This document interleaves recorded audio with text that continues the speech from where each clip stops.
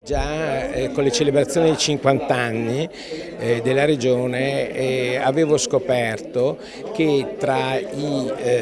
padri fondatori della Regione, i primi consiglieri regionali della prima legislatura, c'era il professor Dalla Volta. Io, professor Dalla Volta, l'avevo sempre sentito nominare come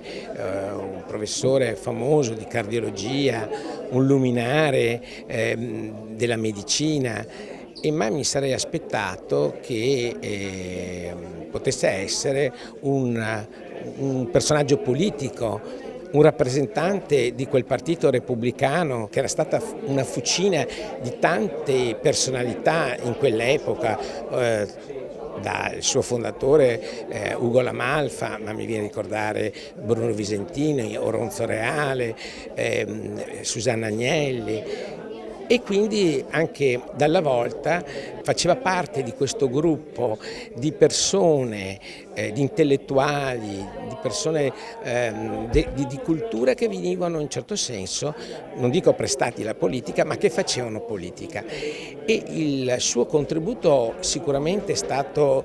essenziale per la nascita di questo gonfalone, perché è stata quella mente lucida, distaccata, ma nello stesso tempo colta, che ha saputo capire quale poteva essere il simbolo vero della regione. Tutto nasce anche dal dibattito che c'era stato tra la scelta del capoluogo di regione. C'era stata questa diatriba tra Padova e Venezia, ma una volta scelta Venezia non poteva non essere il Leone di San Marco a essere il simbolo della regione intera.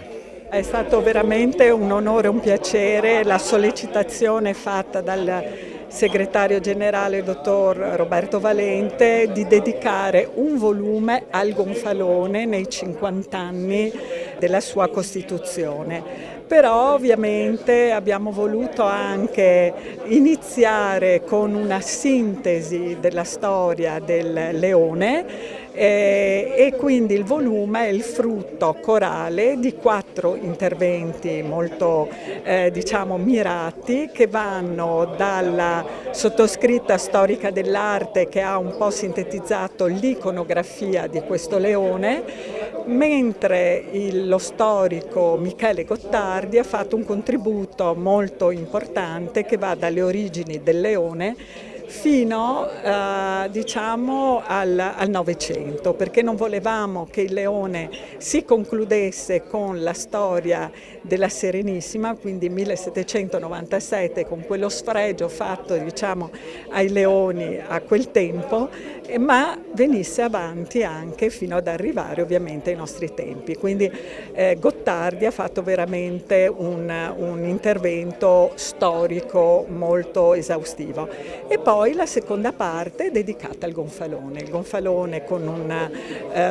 una ricerca di Margherita Carniello su quelle che sono state le fonti archivistiche che per la prima volta vengono, non dico riscoperte, ma proprio scoperte. E la cosa interessante che secondo me c'è in questo volume, che ha un ricco apparato iconografico di immagini, quindi anche molto bello da sfogliare, è che i documenti noi li abbiamo presentati nell'originale. Non abbiamo voluto riprendere e riscrivere i contenuti, ma abbiamo quelle belle carte gialle scritte a macchina che hanno quel sapore ovviamente del tempo. L'ultimo è il testo e l'omaggio,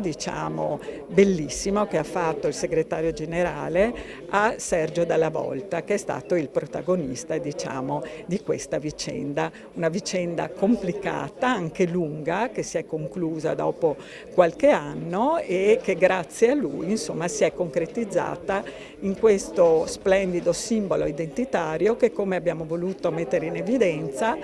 è un simbolo anaraldico che non va a inserirsi all'interno della rigidità dell'araldica, ma prende ispirazione da un grande dipinto di Jacobello del Fiore dei primi del 400.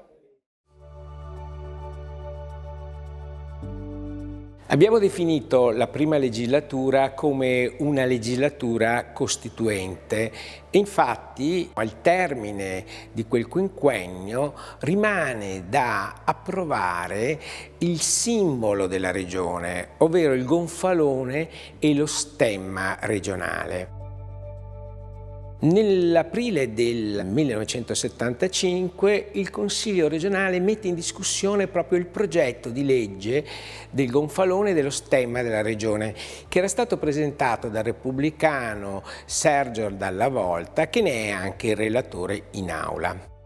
L'andamento del dibattito fa emergere diverse sensibilità, con un partito comunista deciso a sostenere l'indizione di una gara tra artisti e studenti per l'ideazione di un nuovo simbolo regionale e invece l'anima democristiana, con l'appoggio convinto dei repubblicani e il sostegno dei socialisti, favorevoli ad uno stemma costituito dalla rappresentazione del territorio regionale con il mare, la pianura, i monti e in primo piano raffigurato il leone di San Marco di colore rosso pompeiano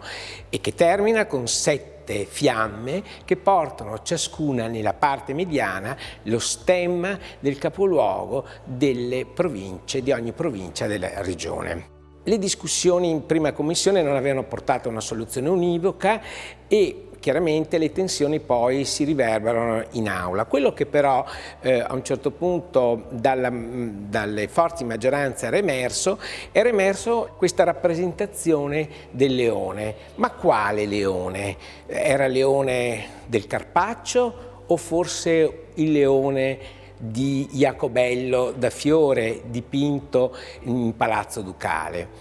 Si sceglierà un leone del pittore Mario Carraro che si rifarà proprio al leone di Jacobello da Fiore. Un leone rivolto alla pianura, alle montagne, proprio in un atteggiamento di apertura verso il Veneto e le genti venete.